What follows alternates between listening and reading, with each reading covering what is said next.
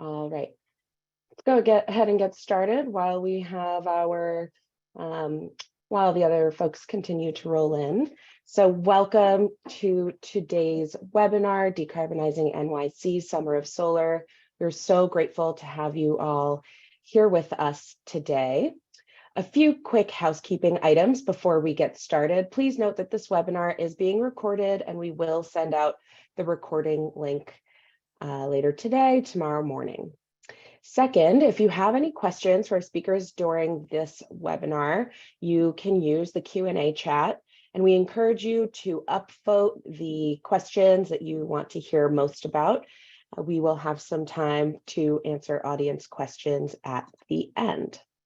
Third, and finally, if you indicated interest in a free solar feasibility assessment during registration, we're in the process of following up with you. And if you didn't indicate interest, but you would like to start working with NYC Accelerator, you can let us know by filling out the contact form at www.accelerator.nyc/solar. And don't worry, we'll be sure to share that link in the chat and put it on the screen at the end as well.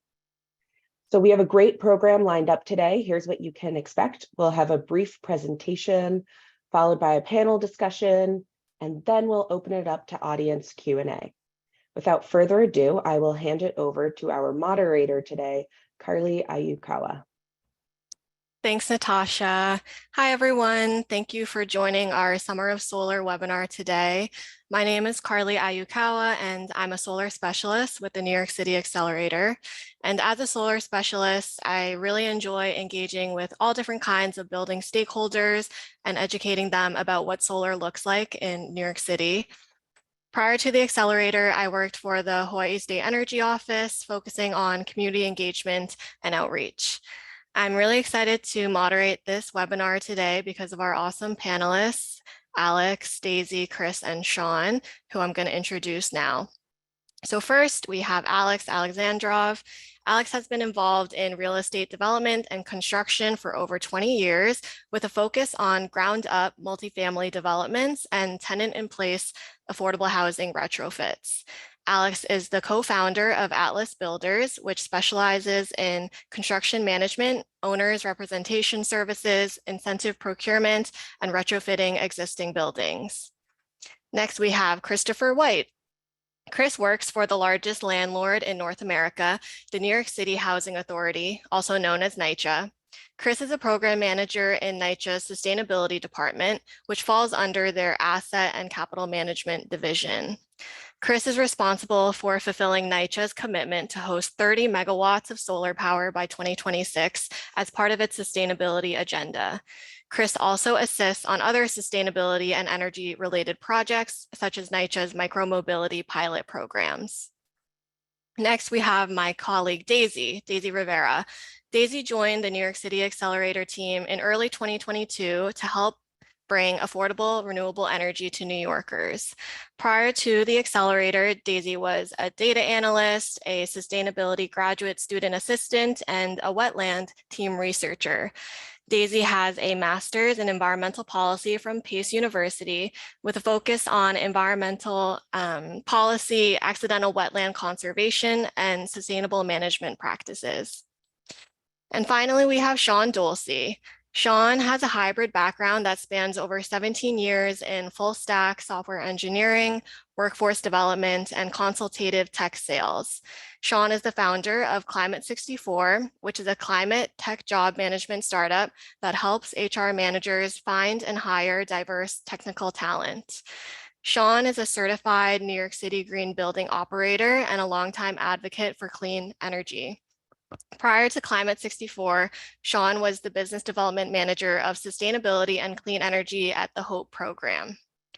So now that you're more familiar with our awesome panelists, I'll now hand things over to Daisy to share more about the New York City Accelerator and what solar looks like in New York City.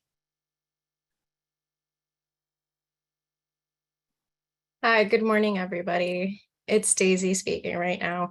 So I'm going to start us off by providing an overview of our program.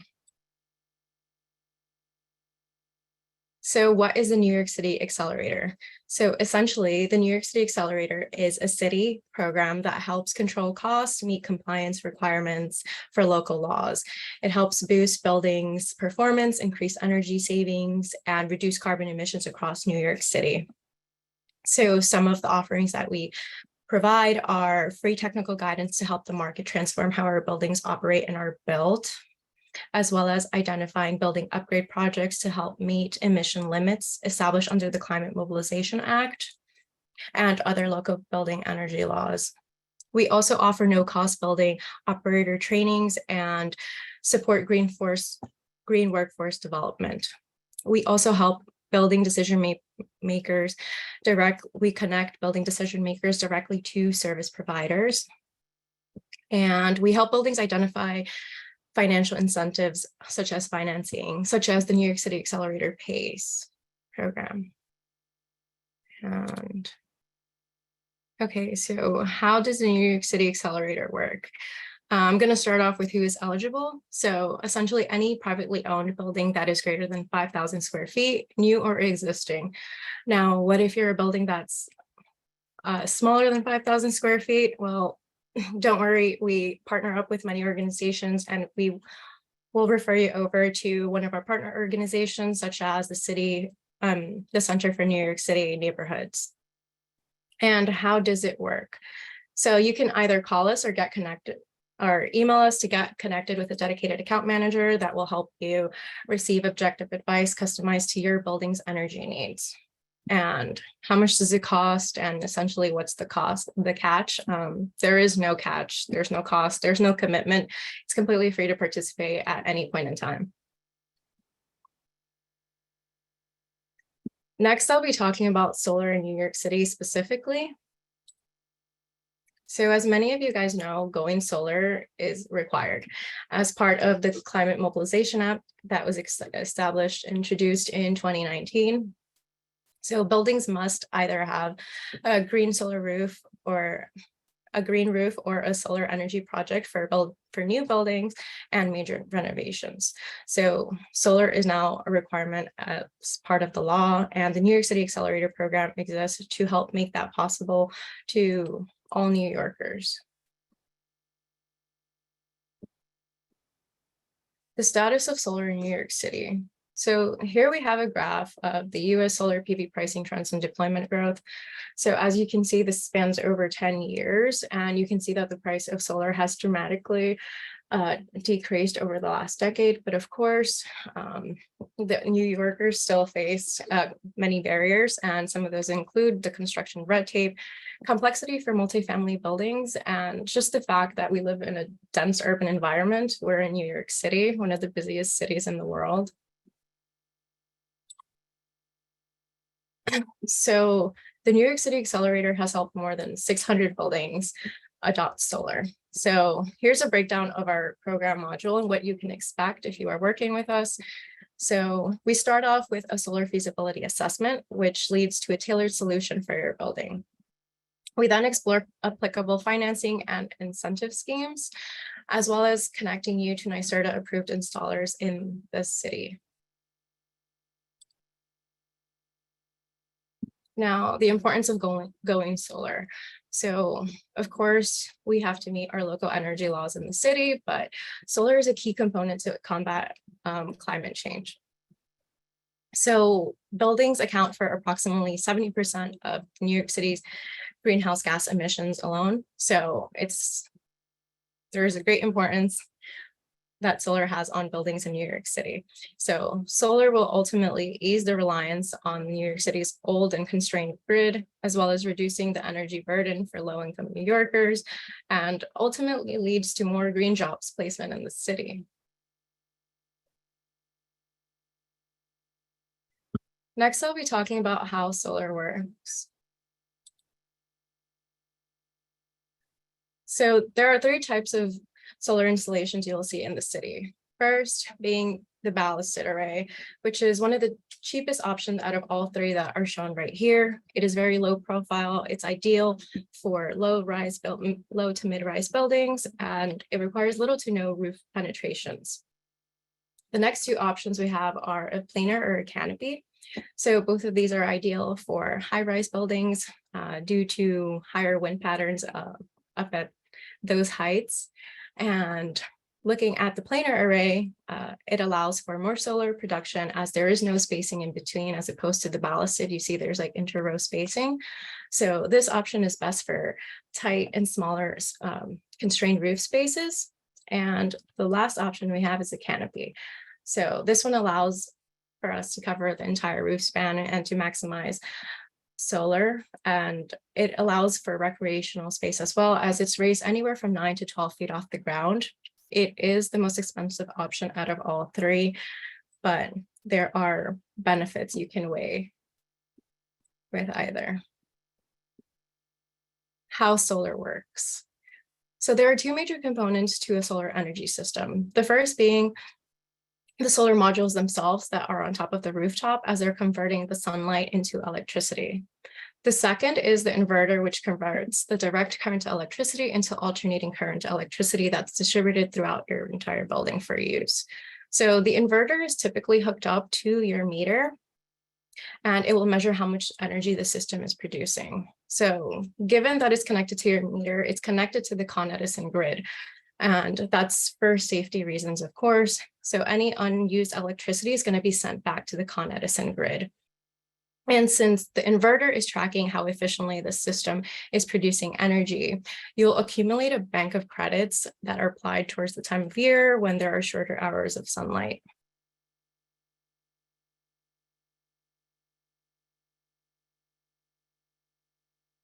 Okay, what makes a building viable? So there are a few points we want to look at when we're determining whether a building is a good candidate for solar. So first being, you want a lot of sunlight. I'm sorry, I thought I froze for a second. Direct sunlight, right? And you want minimal shading. So for example, you don't want to be shaded out by large bulkheads or any neighboring tall buildings like in the city. Second, we typically look at a large enough roof space with minimal obstructions. So not as many vents or holes or mechanical equipment, right? The next thing we look at are newer roofs. So this is solely because it's best to align the roof service life with a new solar energy system, as solar tends to act like a protective barrier across the roof. So if you are not sure if a building is viable for solar, that's what our team is here for, to help you determine, and we'll help you move along the process. Cost savings. So next, I'll review the solar energy savings. Okay, solar incentive eligibility. I believe this is what everybody is really curious about, and I know it looks like there's a lot on the table on the screen right now, but I'll break it down line by line. So what we want to look at first is the first column, so the building type. So it's broken up by co-op, condo, market rate, and nonprofit.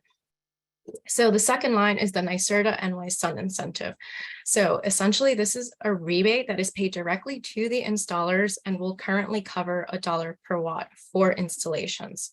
So this varies based on the installation type. So installation types that are larger than 200 kilowatts DC would be less than the $1 per watt. So the great thing about this incentive right here is that it is applicable, that all building types are able to take advantage of this incentive right here. On the next line, we have the federal tax credit, or the investment tax credit, ITC for short as well. So this one's locked in at 30% for the next 10 years. It's less than 10 years now at this point. And co-ops and condos, as well as market rate buildings, are able to take advantage of these credits as long as their shareholders and owners are tax liable.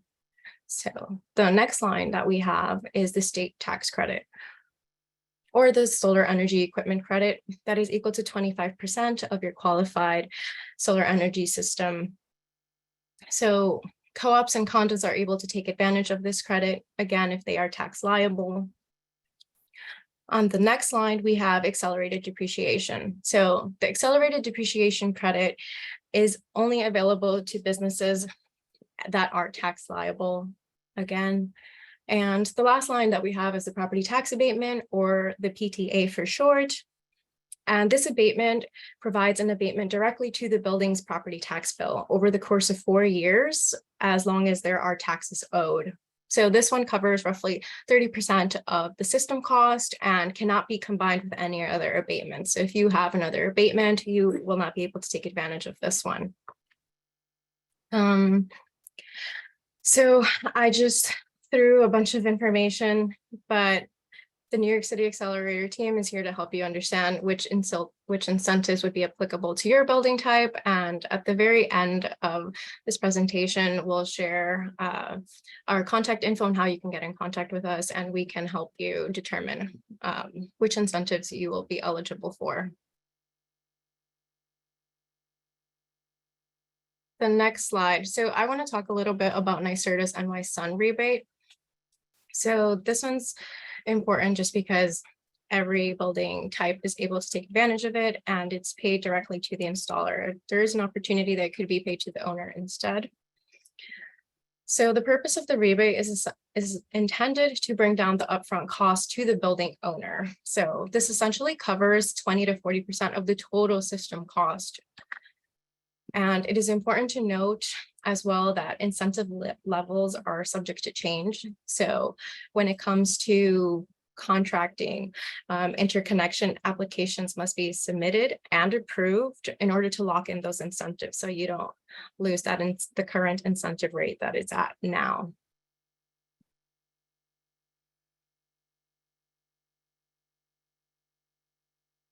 So saving money with solar. So there are two graphs here, and I want to take a look at the one on the left, the one with solar tax incentives. So the way it's broken up is essentially by the system cost on the side, and then on the over a 25-year span. So I just want to point out that it only shows, excuse me, it only shows 25 years because the solar modules are typically warranted for 25 years, but the system will keep producing after the 25-year period. So the first graph, we're looking at a 4-year payback period. So essentially within 4 years, and given that the solar tax incentives were taken into account, that system would pay itself back within 4 years. Now on the right side, the no solar tax incentives graph, we're looking at a payback period of 8 years. So that's with no solar tax incentives that were taken into account, and it would take you roughly 8 years to pay back that system. So with the tax incentives, we can see that we were able to cut that in half, roughly. So typically, solar projects in the city, we can see a payback period of anywhere between 5 to 12 years, which is a pretty good payback period. And I'm sorry. This is just one example of how you can save money with solar and the tax incentives, as they make a major impact and can help cut back the cost a lot on a rather expensive project. But with that being said, I will hand it back to Carly for a moderated discussion. And thank you. Thanks, Daisy. Great. I don't know if you all caught that on the last slide, but that was a photo of Sean's rooftop, 838 Park Place. There's a beautiful canopy array, and below it is a really nice green roof, which I was able to see it a couple weeks ago. Okay, so if I could ask the panelists to turn your cameras on, and then we can get started with the questions that I have for you all. Great. So I just want to start with some level setting. Could each of you tell me or tell us about your building solar project and what role did you play in making this happen? Let's start with Chris, then Alex and Sean. Hi, yeah, thanks for having me. So just to have a little bit of background, at the New York City Housing Authority, back in 2016, we made a commitment through our first sustainability agenda to host 25 megawatts of solar across our portfolio. We had a couple of years of really just trying to figure out how we were going to do this. And what we did is we basically set up a system where we are leasing our roof space for community solar, where NYCHA is actually not using the power, but we are serving as a roof host, and we require that the power be sold to low and moderate income households across the city. The reason for this is because we actually are not on Con Ed bills, but we are a New York Power Authority customer, so our electric rates are a lot lower than private landowners. So the math didn't quite work out when we ran the numbers. So we had our first RFP in 2017. We eventually, this led to our first solar project at Queensbridge Houses, the largest public housing development in North America, which was built over the course of 2020 and 2021. 1.8 megawatts of solar across 27 rooftops, providing solar power to about 500 households in the city. Thanks, Chris. Alex, go for it. Sure. We got brought on board for an existing multifamily landlord that we've been working with for over 5 years on a multitude of projects as a GC conventionally, to assist with creating a program for retrofitting their existing buildings and complying with local law 97. We got signed up as an owner's rep and managed the process in development of the scopes of work for the projects, assessing their existing building needs with the property management teams. And solar was always a consideration as part of the overall decarbonization of the building. And we went through a solar RFP with New York City Accelerator that recommended us to Solar One, which led the project through the RFP to select an installer, and we also worked with an in-house team of evaluating the feasibility, both from a structural standpoint of adding a solar canopy on top of this existing fully occupied 290 unit building in the Bronx.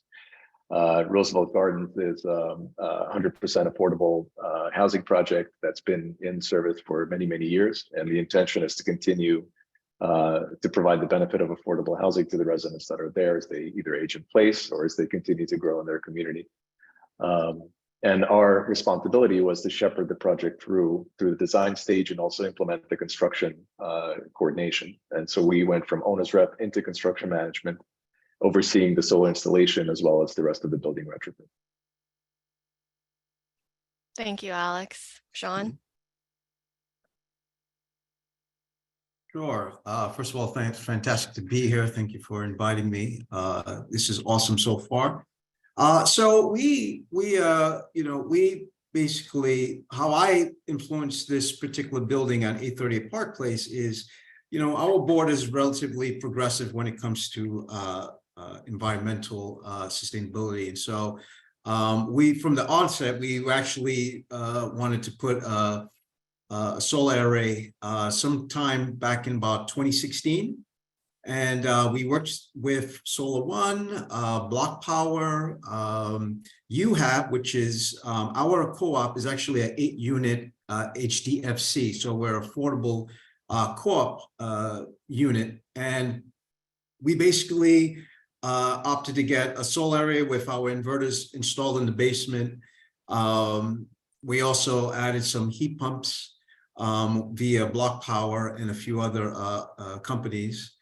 I think initially we were actually one of the very first models in New York City. In fact, the de Blasio administration used us as a model for other homes and buildings.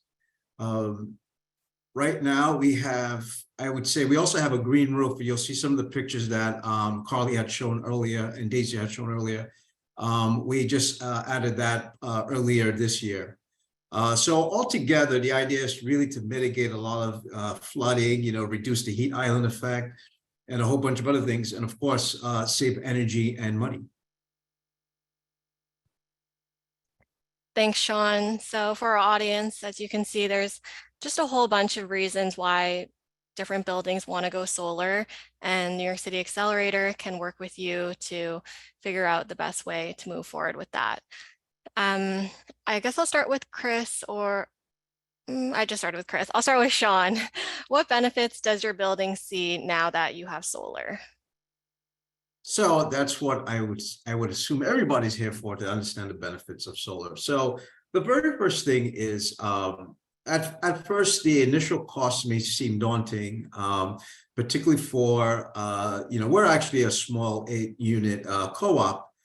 And, the cost savings over the long term are much higher than, say, today. So for instance, we've had our system for maybe a good 6 years or so. We started probably seeing the benefits in cost savings probably about year 2, I would say. There are several benefits that you get. The first thing, obviously, you save a lot of on your bill. We actually haven't seen an electric bill for maybe about the past 3 years. We get what we call energy credits, basically from Con Edison, which owns the infrastructure for electricity.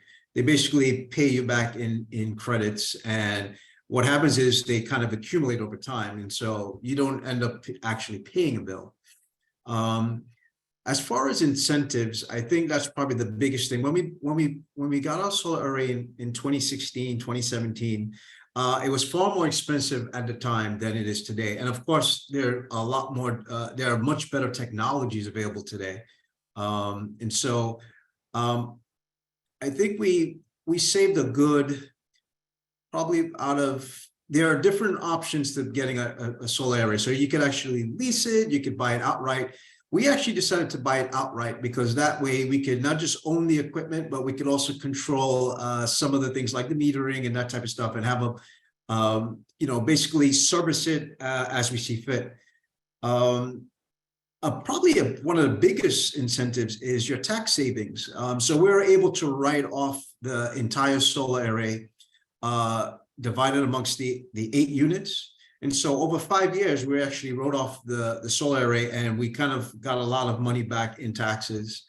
I missed that part because we don't get any money back anymore because it's all paid off. So just about. So I guess that's the benefit, the key benefit in the long term. But of course, it does take time for you to see the savings, because as you generate your solar energy and your building starts to become a little bit more agnostic to some of the electric systems and infrastructure, depending on what your building is, it takes a little bit of time for you to see the savings. But anyway, that's my story. Thank you, Sean. Alex or Chris? Sure. So I'm sorry, go ahead, Chris. You go. No, you go. Okay, great. So we just commissioned the system. So right now it's in the process of getting set up. The installation's been completed. So I cannot speak to the performance and the actual energy savings because they haven't yet been felt in the building. But I'm certain that it's, for a system of this size, and we installed a 480 kilowatt system across a fairly large C-shaped roof that spans almost 2 city blocks. It would behoove me to think that it would generate a substantial amount of energy to offset the energy usage of the building itself. The one major benefit, I think, for the property owner themselves in particular, is I think the long-term value, the economic value that's also built into to the solar canopy as well, because as an asset, it becomes substantially more valuable if it is self-sustaining, or at least it's offsetting a substantial amount of utility usage through the solar canopy. So I think that's what I think for this particular project in particular, the long-term benefit is really in the building's asset value. Now, the ownership structure is fairly complex. There are limited partners, so the ownership does not have the direct benefit of the tax credit or the depreciation or any of the accounting benefits that are associated with the solar system in particular, just because of the unique partnership structure that they have. Their benefit is more economic, and it's more longer term, which is part of their overall long-term strategy anyway. So if you want to hold on to an asset for a long period of time and then choose to either sell it off or refi it, this added system has been definitely a huge benefit to that future potential.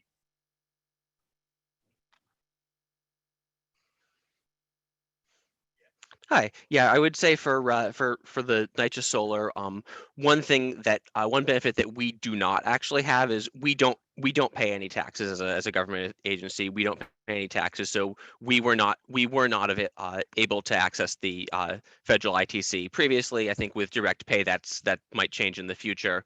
But since we weren't able to access that, we partnered with a private developer who owns the system and leases the rooftops for us. And So that makes the project more viable, and also we receive lease payments. So there is a stream of money that goes directly to the operations at the host development. One other benefit that is a huge importance for us is workforce training. We have a really strong commitment to get our residents into good green jobs, and as a part of the proposals, as a part of the lease, the solar developer is required to hire and train NYCHA residents to help build the systems. And for the systems at Queensbridge, over a dozen NYCHA residents were hired to build that system, including several that were from Queensbridge itself, as well as some from other NYCHA developments across the city. So those were some of the major benefits we've received.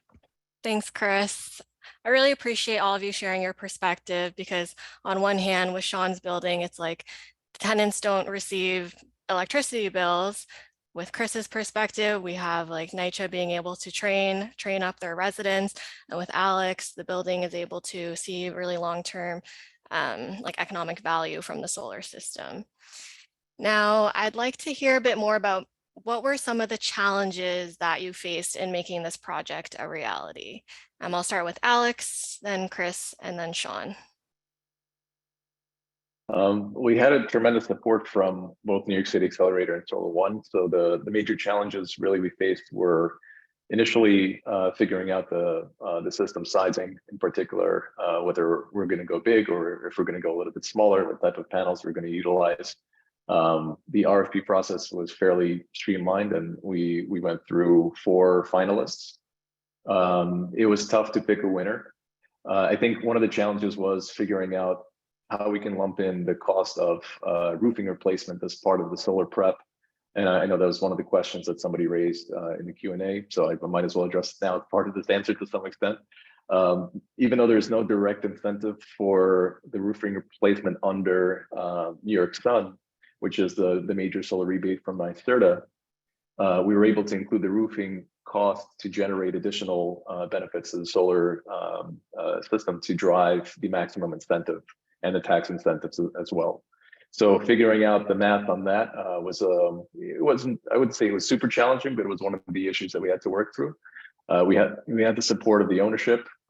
Getting them sold on the idea initially was not a huge hurdle at all, but communicating to them the benefits in the long run, because even though there's a major offset of the cost of the solar canopy, there's still a substantial initial investment that has to be made, that has to be paid out of developer or ownership cash. So we had the reserve to be able to do so, and getting the ownership across that line to start the process was not difficult, but it was one of the things that we had to communicate well throughout the process. And now we're working on multiple projects after they've become convinced that this is the path forward. Thanks, Alex, for sure. That upfront number can be scary sometimes, especially with a big system like yours. But when you zoom out, you really see what the long-term benefits are. Yep. And if you have an antiquated roof, it almost behooves you not to replace it around the same time as you're doing a new solar installation. Right. Go ahead, Chris. Thanks. Yeah, I think for us, there were a number of challenges. One of the largest challenges was really figuring out the lease agreement, trying to negotiate between our staff and the solar developer and their financing. It was really a new model there. We had to basically figure some things out from scratch and come to terms on just questions of risk that both sides were bearing. So that took a while. One other thing that was an issue is we got the lease signed end of 2019. We were starting the project early 2020, and then COVID hit.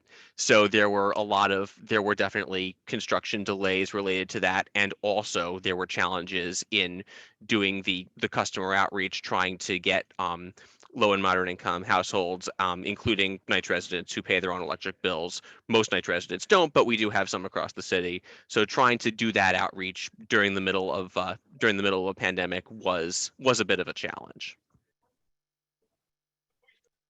Thanks, Chris. Sean? Yeah, sure. We definitely had several challenges, particularly unique to co-op buildings because if your building is not all, not everyone is on board as far as getting, outlaying such a substantial cost for solar. And so out of the 8 units, we had about a good maybe 2 tenants that really fought us tooth and nail and didn't necessarily see the long-term benefits. But over time, we kind of sold them and we say, listen, we got to do this because, the cost savings over time are, the benefits are just too great. So we did have that challenge. The other challenge we probably had was because particularly where our building is located, we're in Crown Heights, and we're actually deemed a historic district on where we live. And so the solar arrays had to comply with some of the laws that you cannot, the solar arrays cannot be seen from street level. And so we had to come up with several different 3D designs to offset those circumstances. And so over time, I mean, as we built it, it looks great, but it was definitely a bottleneck before we actually designed everything and installed it. What's the other challenge? I guess the other challenge was to figure out how much, the actual costs as far as for taxes and how the units could incorporate those tax savings in their own taxes. You just basically had to come up with some numbers to actually, how much each unit would have to contribute and be able to save over on their taxes. So that's probably what was the hardest part. But I guess over time, I think it's a little easier now because now you could just kind of plug in the numbers. Now, incentives are actually a big deal from both the federal and state government. So it's a little easier to actually offset those things. And of course, the incentives, even though we had a few incentives available at the time, I think they're a lot more abundant today. They're from several different organizations, state, federal level, private. Someone asked about HDFCs, affordable co-ops. You definitely have incentives specifically for that as well. You could check out an organization called UHAB, which helps HDFCs. Of course, New York City Accelerator also has those resources and can point you to the right direction on that. Thanks, Sean. Yeah, I think you bring up a really unique point about your project, that your building is located in a historic district. And so in order to get all the permitting, the design had to be approved by the New York City Landmarks Preservation Committee, like the LPC. Could you share about the installer that you selected and how they helped you with that whole permitting process and what you guys kind of decided on with the design ultimately? Yeah, sure, absolutely. I'll answer someone else. Someone asked me a question about if tax incentives are only for panels that are leased. And the answer is no. There are several different ways to buy solar panels, and each one of them have incentives. So it's not just for leasing. What was that? I'm sorry, Carly, I completely missed what you asked. All good, all good. I was wondering if you could share about the installer that you worked with. Oh, yes. Did they help you through that whole like LPC approval process? Yes, absolutely. So we're actually one of the very first clients of Brooklyn Solar Works when they first started, and they did an amazing job of installing the solar array. And of course, Solar One also worked with us as far as giving us recommendations. Well, I think what struck me about installing everything is that it was very quick. It was the most rapid installation I've ever seen. It only took about 2 weeks to install several canopies and a whole bunch of different, the inverter itself, the inverters, I believe we have about 8 of them. Am I right? If I double check, I think we have about 8 inverted, and they're called, I believe, string inverters. Is that correct?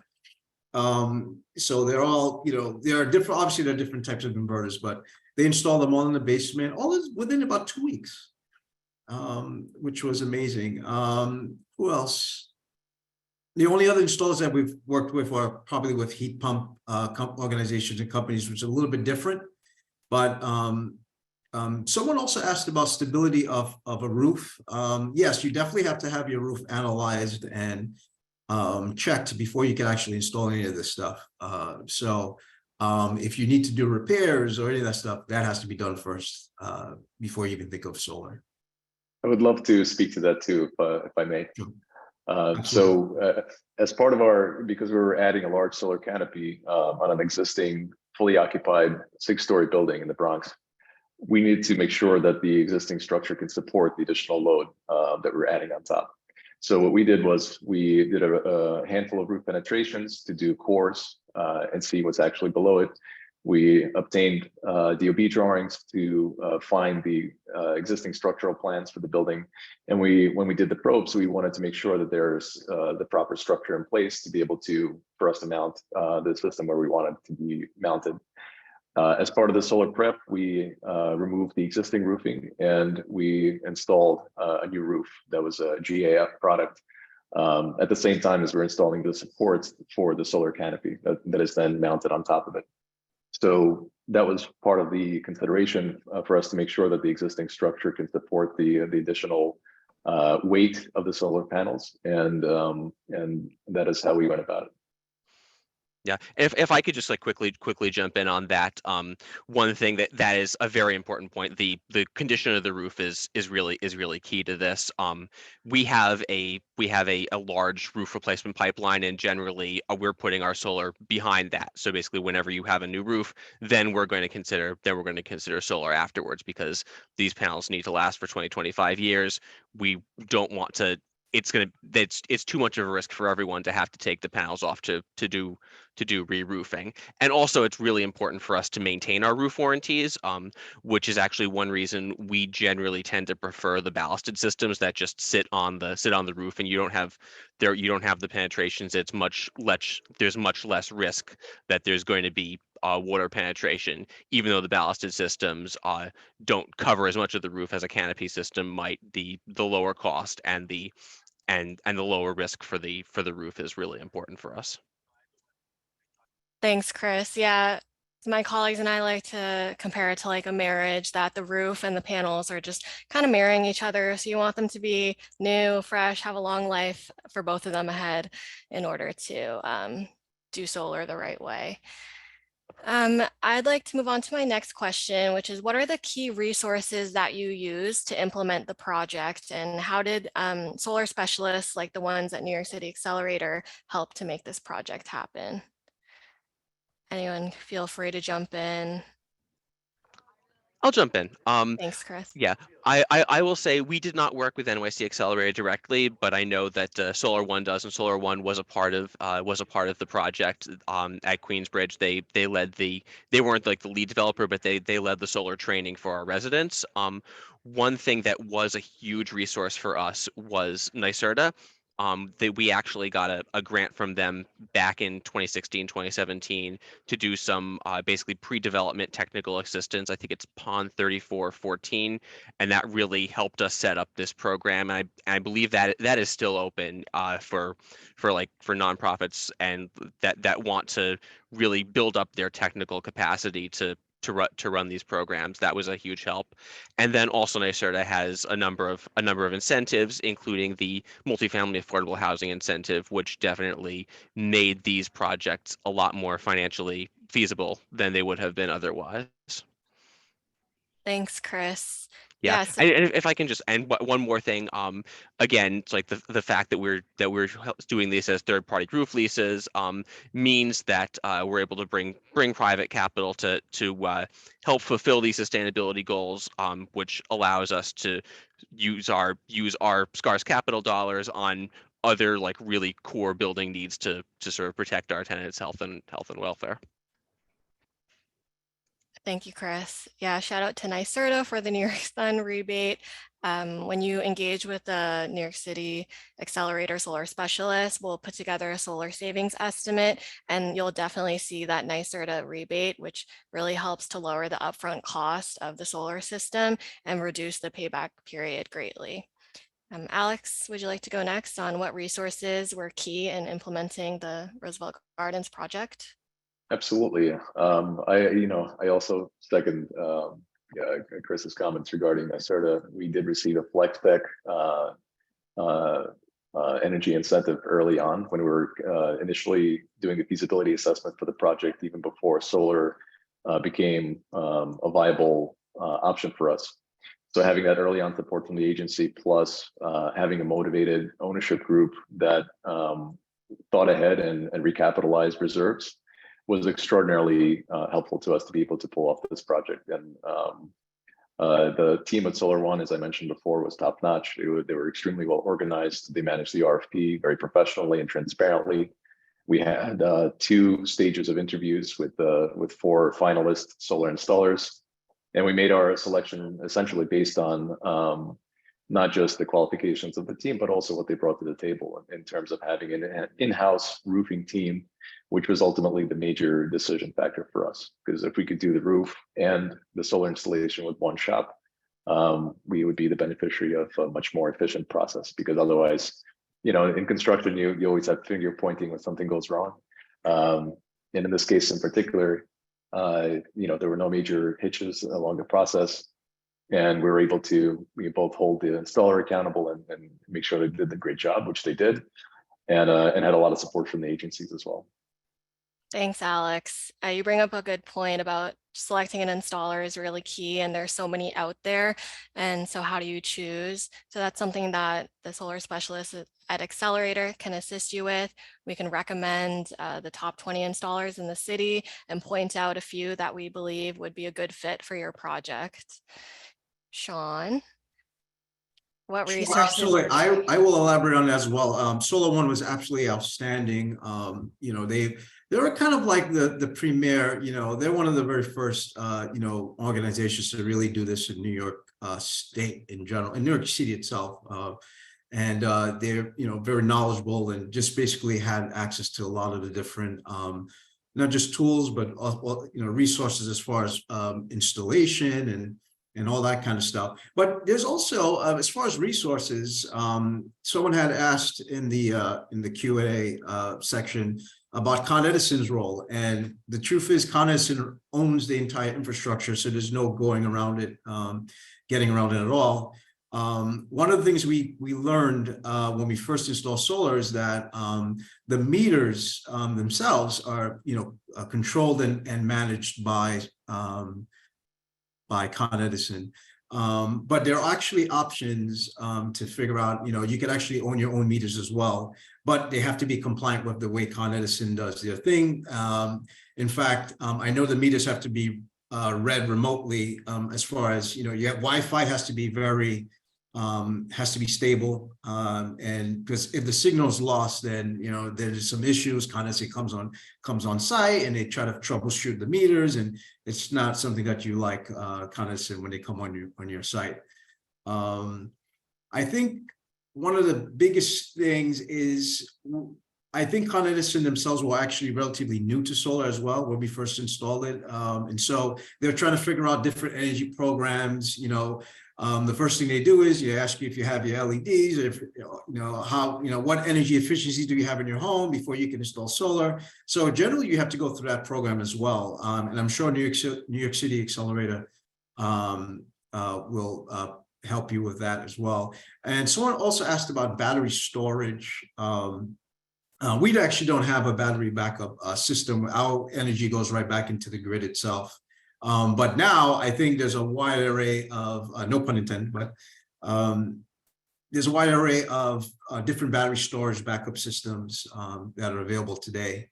I think technology, especially with smart home technology and smart automation, are far more accessible today. There's a myriad of options for that. So you definitely need to talk to Solar One, New York City Accelerator to help you on those levels.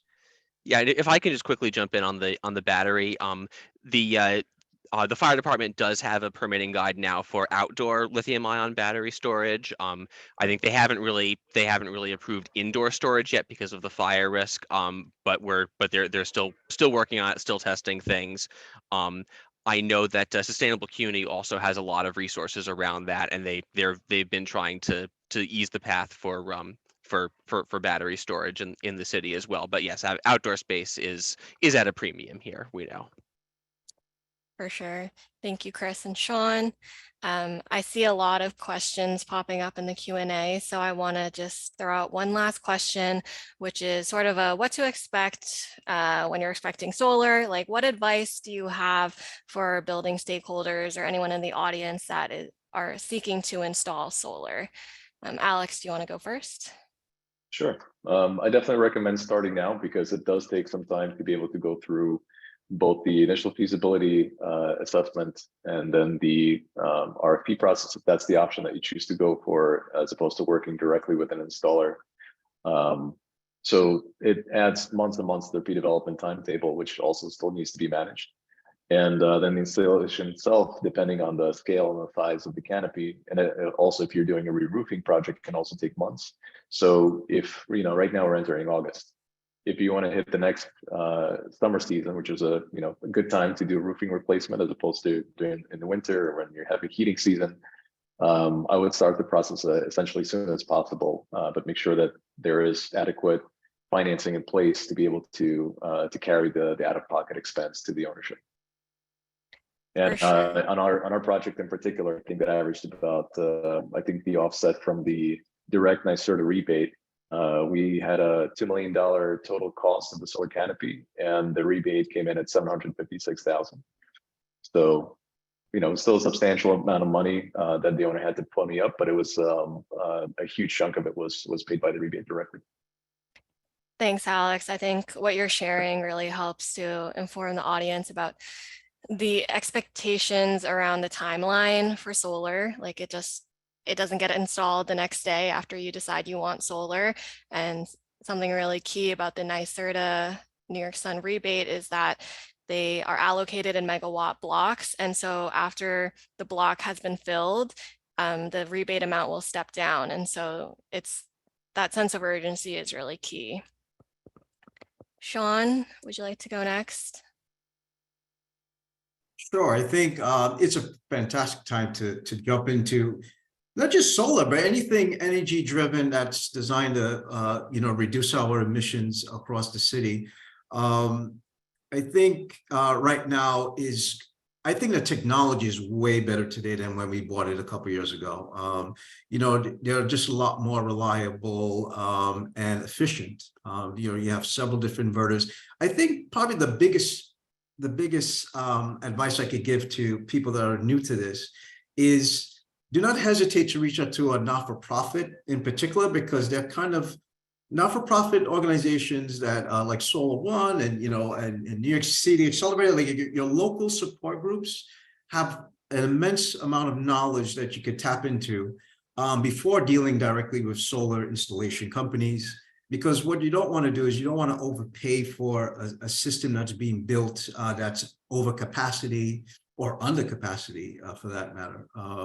So I think by you just being here, listening to us on this particular panel and just kind of, I think you're just like 70% of the battle already.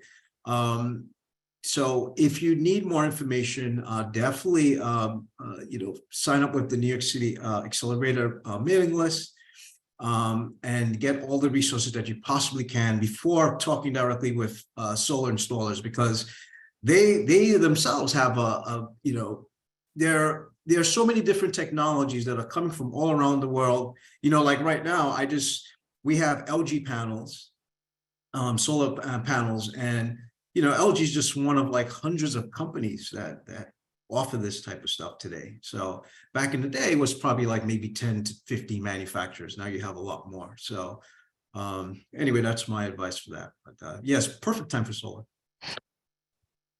Thanks, Sean. Chris? Yeah, and I would just echo what Sean and Alex said about like reaching out for this help.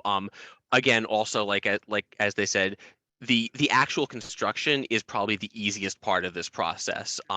Finding an installer, getting the design, getting it through through permitting, Department of Buildings, and also the fire department. And then also in many cases like waiting for Con Ed to, if you have to have a new meter, waiting for them to bring in a new meter and do the crediting, that is all the, and also getting financing, getting at NYSERDA incentives, all of those steps take longer than the actual installation itself. So that's something to keep in mind. And I think we talked a lot about making sure that you've got like a good suitable roof. One thing I would also flag is making sure that things are okay in like the basement, in the electrical room, that you have room for the equipment, because maybe you need to, maybe there's an issue finding room in the basement, maybe there are issues with the grounding. So some of these other electrical things come up as well. So just make sure to check on that. Yeah, and Chris, if I may just piggyback a little bit on your answer, I think one of the early key questions that we had was, are we going to need to undergo a Caesar study with Con Ed based on the size of the canopy that we're looking to install? Because that in itself, if you're adding a tremendous amount of power that's going to go back into the grid, sometimes they can affect that component of it. So if you do need to go for a Caesar study, you can add another 3 months to 4 months of pre-construction planning, your anticipated project delivery schedule. And what we did was, because we had multiple building addresses, we were able to file multiple applications under with a certain sizing that kept the output at a relatively lower rate in order for us not to have to trigger that. So there's a strategy around all of that, and Solar One was also very helpful as part of navigating that big question up front. Yeah, the Caesar's point is a very good one, and also it's not just time. Sometimes they will make you pay for electrical grid upgrades, and generally, like our roofs, I mean, they're not like tiny roofs by New York standards, but these are not large arrays. These are like 30, 40 kilowatts for the most part. Queensbridge was larger, but most of our buildings are smaller. But they're in campuses, so often Con Ed was like, okay, you need to like look at the entire super block, and that is an additional driver of cost and time. For sure. Yeah, like Daisy was mentioning at the beginning of our presentation, even though like the costs are quite low to go solar, there's a lot of stakeholders that require approval, from FDNY to Con Edison and Department of Buildings. And so it's important to take into consideration the timeline due to those approvals that are necessary.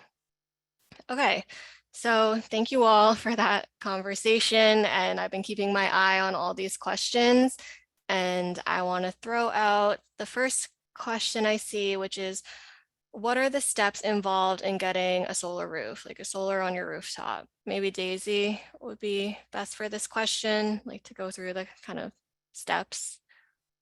The steps of getting solar installed on the rooftop, like going through our program, I guess, right? Yeah, I think that would be a good kind of perspective to share.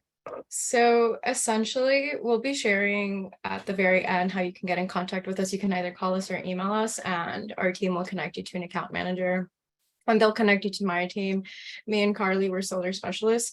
So we'll determine whether the building is a good candidate for solar just based on shading. And we'll take a look at your energy bills or your electricity bills to see how much energy your building is consuming, and then design a system based on that. So preliminary designs and conservative approach to what you can expect to see in the market. And depending whether how much the cost of the system is, as well as the payback period. And if it all makes sense to pursue solar, you can go back, talk with your board or any decision makers that you and your building work with. And you come back and let us know if that is something you want to pursue. And we'll share you some point of contacts with NYSERDA approved installers. If you're an affordable housing building, we'll walk you through the RFP process, and we'll solicit bids to installers, sort of like, I think it was Alex and Sean were mentioning that they had a couple options to choose from. So, and then they ultimately selected one, and we sort of like handhold and guide you through that entire process up until the point, but the installers are the ones that are doing the actual installation, all of the contracting, the permitting, and signing off on your behalf. Thanks, Daisy.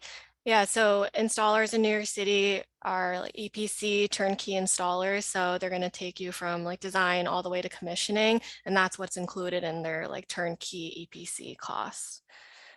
Okay, next question.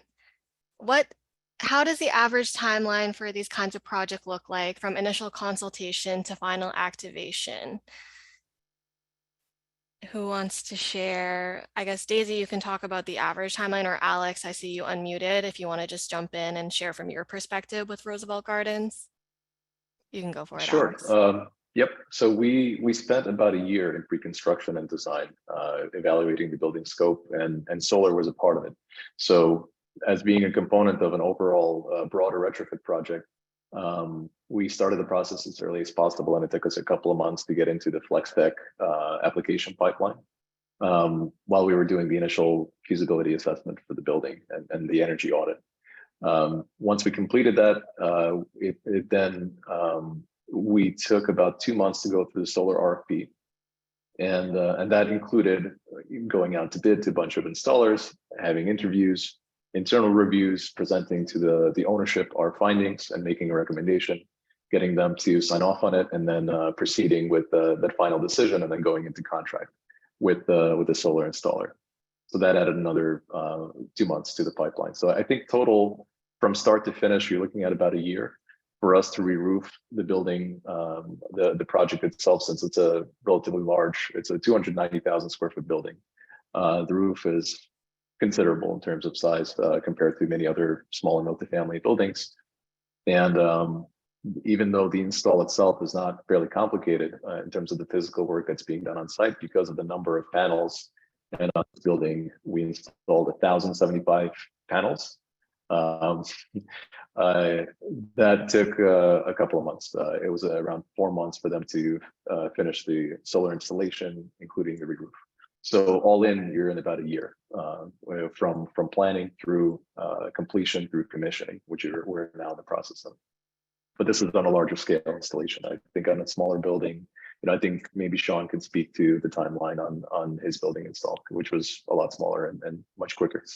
Yeah, I was going to follow up with Sean next. Thanks, Alex. Like you mentioned, Alex, Roosevelt Gardens was over 1,000 panels, but I know for Sean's building, it's about 100 panels on his rooftop. So Sean, what was the timeline like for your building? I think it's about, I would say around about 6 months before everything was said and done, because we really had to, one of the things, this is even though it was renovated, this particular building was renovated somewhere, I think in 2013 or 2012, somewhere around there. But we still had to kind of analyze stability and that type of thing with the roof, as well as the capacity as far as, because, a lot of these older buildings, the electricity, the way they're run and the wires, they're a lot older. So, you got to kind of analyze that type of thing. I will say that someone had asked, I think in the Q&A there, that how strong are these panels, and how much they weigh and that type of thing. I would tell you this: the solar panels are very resilient. For the past 6 years, we haven't, knock on wood here, but we haven't had any physical issues with the solar panels at all. With the area itself, the structure, nothing has happened. I think the only issue that we've run into are like the inverters may go offline every once in a while, and then you have to kind of resync them. And the other issue we had was our Wi-Fi, our internet infrastructure was a little bit too weak. So sometimes the Wi-Fi will lose the signal, and you can't keep track as far as the kilowatts and what's going on in real time. And so that's probably the other thing, but give or take about 6 months. I could imagine for a much bigger building than us, it'll take a little longer. But like I said, technology is a little bit easier, easier to use today, as far as how they're built, the manufacturing processes and that type of thing. So I would think you could probably have that, I would say. So I would say maybe about 3 months. If you're a typical home, smaller home, maybe less. But Solar One, Daisy, and them are the experts really on this stuff. So yeah, I guess the short answer is it depends. It depends on your building. Depends on the people and the decision makers, but the New York City Accelerator can help to walk you through that timeline. So I am seeing a lot of questions around Local Law 97. So Daisy, would you be able to answer just how does solar work with Local Law 97 compliance? Yeah, great questions. There's a lot of questions. It's hard to keep up. So thanks, Carly. So essentially, when you're adding renewable energy to the mix, it essentially is reducing your CO2 emissions. So that's typically what we look at. Every building has a different situation, different circumstances that have to be taken into consideration. So we can't just flat out give blanket statements about solar and LL 97 compliance. But if you reach out to us, a dedicated account manager will help you maneuver that and help you see exactly what fines you can avoid and just how much you can offset with that. Thank you, Daisy. I see a question around solar panel maintenance. Someone has a question like, do the solar panels require maintenance? Like what happens if they get covered in ice or snow? If that happens, who's responsible and what's the anticipated cost? So maybe Chris, if you want to take a shot at answering that question.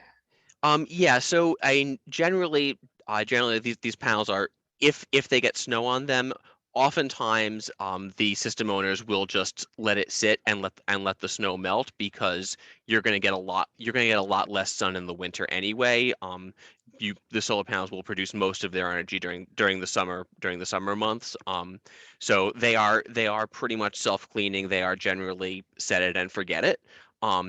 But as Sean mentioned, sometimes there are inverter issues. There could also be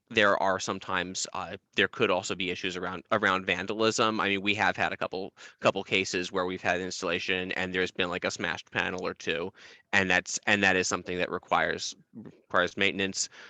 Generally, one thing you do want to have, whether you're doing this in-house or you hire someone, and you're probably going to want to hire someone, you'll probably want to have someone do maintenance, go out and do like a wellness check probably about once a year, make sure everything's clean, just make sure there aren't any debris under the panels, the inverters are all okay, all the screws are tight. So there are maintenance costs. It's not a huge amount. You generally don't need to have someone go out there every day or every week, but things come up.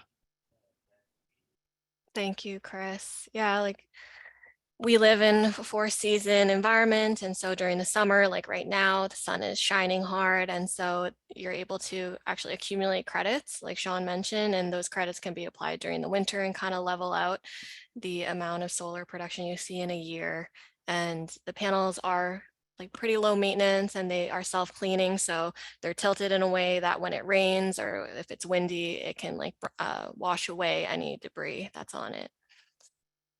Okay, let's see. I have a question that asks, what happens if the power, like the Con Edison grid, goes down? Will the solar system be disabled to avoid feeding power into the grid? Daisy, do you want to answer that? Yeah, can you repeat the question? She said if the power is out and... Yeah, what happens if Con Edison experiences a blackout and the power is out? Will your system continue to produce?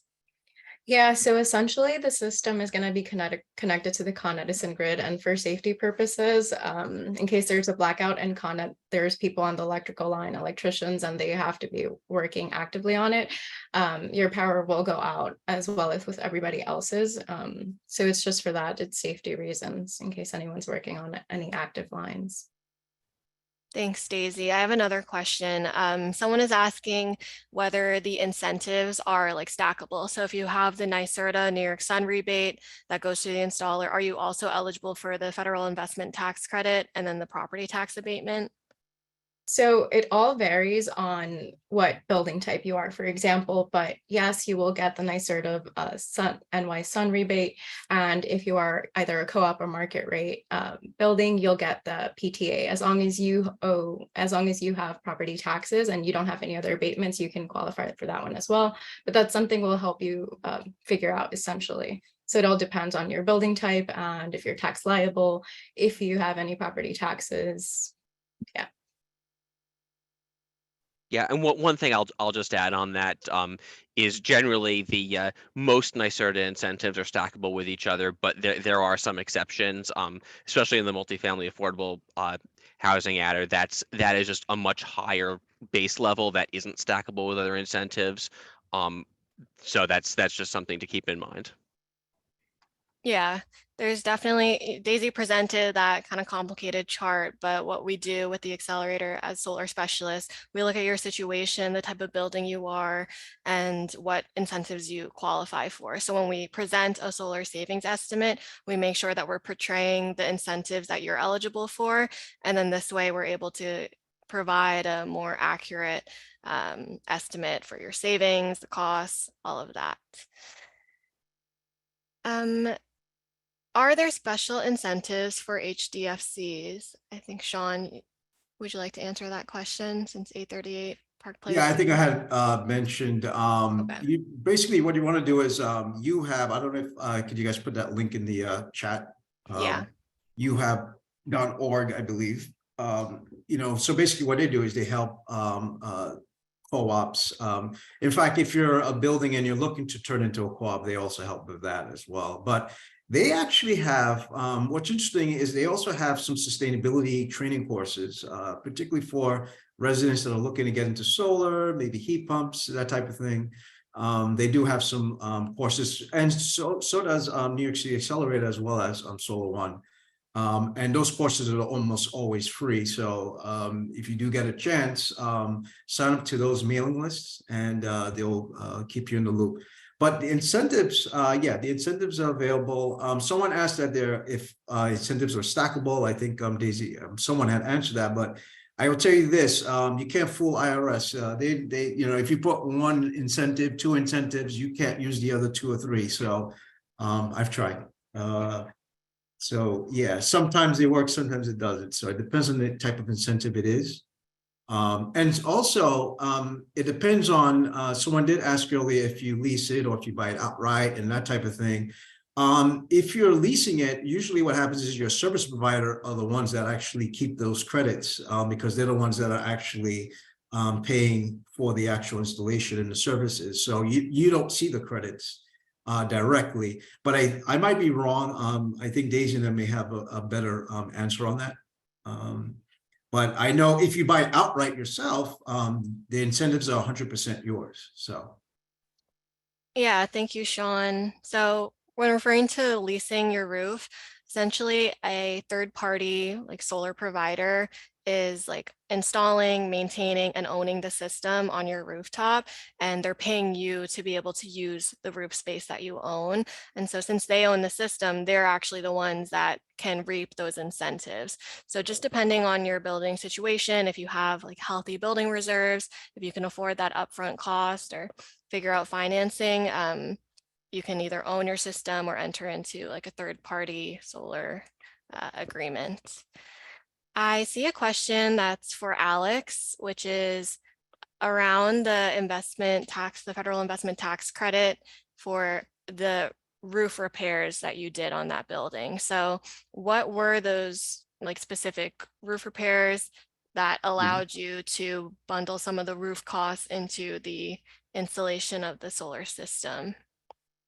So we ended up re-roofing the entire building, and that was a major cost to the project. I think our actual project cost, and somebody else also asked, you know, how much does it cost to replace a roof?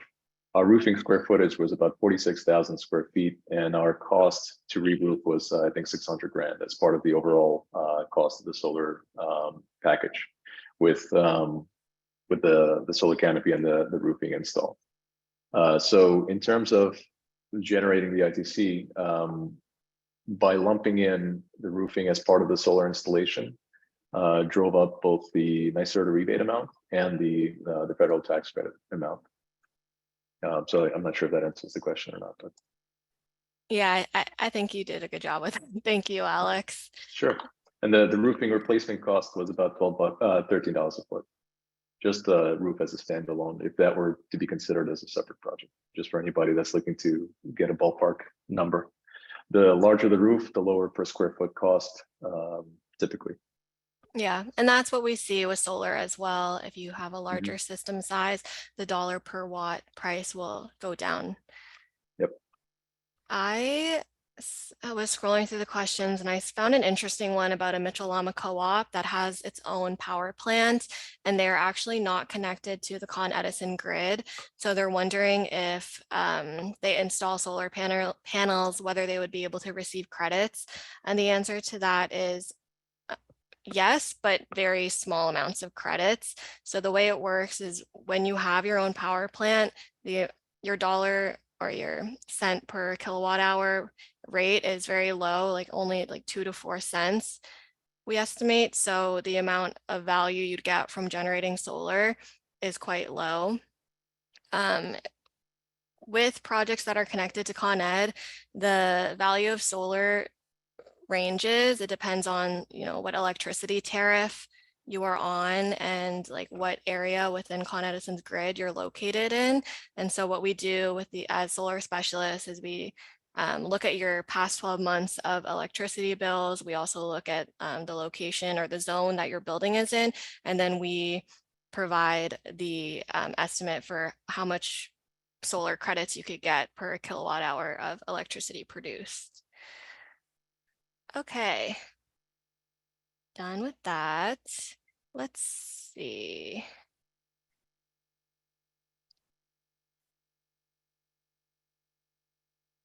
What support is available to figuring out how to translate the credits from the building to individual shareholders in a 24-unit co-op? Sean, I think that you would be best to answer this question, and I know you did already shout out UHAB, but do you want to share more about what the experience was like for your 8 co-op members?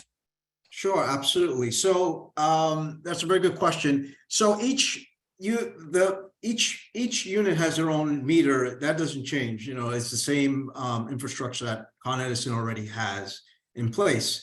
So what happens is, each unit their energy is monitored separately. So they pay their bills the same exact way.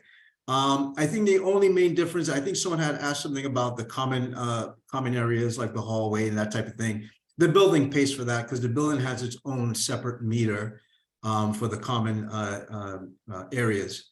So the building pays for that type of thing, and everyone else pays their fair share as far as and of course, the electricity that's being generated from the inverter, what happens is it goes to the meter, and Con Edison already monitors each individual's output for each unit. The only thing I would say is this: it's very tricky because Con Edison kind of changes the algorithm every once in a while, and so sometimes you got to kind of be on them. Because in 1 minute you'll have a lot of credits, and then the next minute you'll have those credits halved. Like, what happened to the rest of our credits? And so you got to kind of fight them because Con Edison and them, they ultimately own the entire infrastructure. There's no getting around it. I think someone asked about what happens if you buy your own batteries. Do you still have to deal with Con Edison? The answer is yes. You still have to deal with Con Edison because, again, they're the ones that own the actual meter infrastructure, and ultimately they're the ones providing the energy to your home or your building. So there's no getting away around that. Make friends with Con Edison, though, because sometimes you got to call and like, hey, where are my credits? Why are we seeing a difference? This is a drastic difference from this month to this month, and usually they'll get on it, but you have to stay on top of them. Thank you, Sean. Oh, Alex, did you have something to add to that? Yeah, I was going to say those are some of the wisest words that I've heard is make friends with Con Edison. I 100% agree on that. Thank you. I have a question that I think would be best answered by Chris. So someone asked, if you lease your roof, do you lose your ability to repair the roof? I think that is definitely one of the largest. That was one of the largest sticking points we had in lease negotiations. Basically, we tried to sort of structure our lease such that there would still be the ability to, if we had to make some emergency repairs, have the installer, the lessee, remove the panels and then reinstall them. But obviously that's sort of a risk that they were having, that they had some issues with. But in general, that's why you try to, that's really why you really need to do this on new roofs. And it is also the case that that these panels should protect the roof. So like the roof space that's underneath the panels will have a longer life.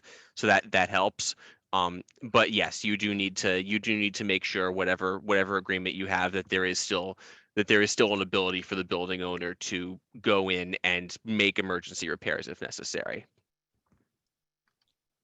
Thank you, Chris. Daisy, I have a question from an attendee that asks if it is possible to install a solar canopy over a rear yard patio. So can you speak to that and like the different kinds of solar installations over like commercial spaces or like carports? Yeah, so thank you. Essentially, we would have to take a look at it, but as long as there is like no shading around from any larger buildings, for example, or any trees, then it would not be an issue. There are installers that do carports like Carly mentioned, in which we'd be able to install a system over like a parking space or a dedicated, what was it, a green space that they had? They had a back patio. Oh, yeah. So especially like in residential, like suburban areas, I don't know if you guys have seen, but there are like carports that act like a space for like your cars to park directly underneath it and provide shading for like cars. So that is definitely an option. Thanks, Daisy. Okay, I have a fun question. Well, I think it's fun. Are there any residents that are unhappy with the project / commitment? I'll answer that one. Okay. So we had, again, we're 8 units, and we had 2 people that were really resistant to, installing this solar stuff, and everything else that we've done, actually, green roof and heat pumps and whatnot. And one of them, they said, hey, listen, my AC conditioner works fine. I don't need any solar. And they thought that particular tenant, they're no longer here, unfortunately. I think they had moved out, but they moved out a while back, but they were just adamant about not having solar at all. And they were very old school. And so unfortunately, a lot of it is based on resources. Some people just don't have the access to resources and understand the benefits. And, at the time, solar was kind of like really not, I wouldn't say, it wasn't a necessity at the time. It's kind of like a nice to have type thing. Now it's essential to try at least to get be energy efficient. But at that time, I fondly remember her saying, yeah, I have my AC, I don't need anything else. Anyway, yeah, that's one little story there. Thanks, Sean. Appreciate you sharing. Okay. I feel like we've been answering a lot of questions and we're at 10:55. So I'm going to hand things over back to Natasha, who's going to close us out.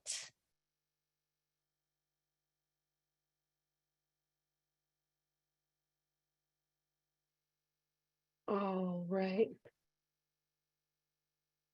Can you all see the screen? Yes. I'm sure you're seeing that beautiful rooftop view of 838 Park Place. You can see solar panels there, as well as the green roof. You got a green roof up there too, Sean. So I know we had some questions about what that looks like, so it's great that we have that visual to support it. Well, this does bring us to the end of our webinar. I want to thank all of the attendees for joining us today, for providing many more questions than we could answer in the time we had allotted. And I would also like to thank our panelists, Daisy, Chris, Sean, and Alex, as well as Carly, our moderator, for leading a wonderful, engaging, informative discussion on solar in New York City, sharing examples of the work that has been done in your buildings and highlighting how it can be done, the resources, and how to overcome some of the challenges we face here in New York.